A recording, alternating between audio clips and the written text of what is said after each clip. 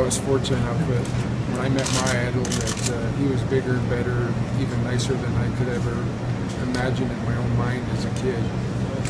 He was really a unique man, and it didn't matter who you were or where you were from.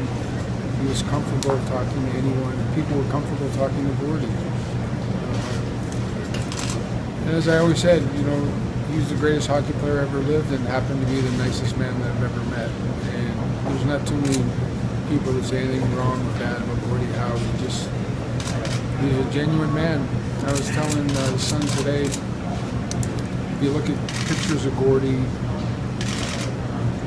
remember Gordie at hockey games. Gordie never sat in a box or a suite.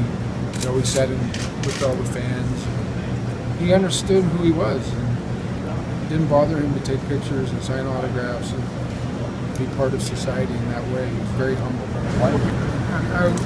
In a lot of ways, when I was breaking his record at 1851, I was embarrassed by it because, as kids, we all, you sort of have dreams and ambitions, and you have goals that we all set for ourselves. I never anticipating getting the numbers that Gordie got to.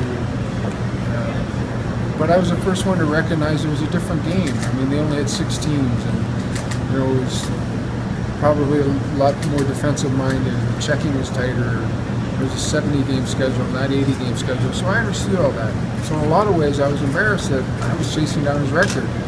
And my dad pulled me aside and he said, the greatest part of this whole experience for you is not breaking the record, but how genuinely happy Gordie Howe is for you. And that's the way you got to be when somebody comes along to break your records. And that's one thing I took from it, that when I broke the record, it was like he broke the record himself. He was genuinely happy for me, and that made me feel really good. Wayne, was there something in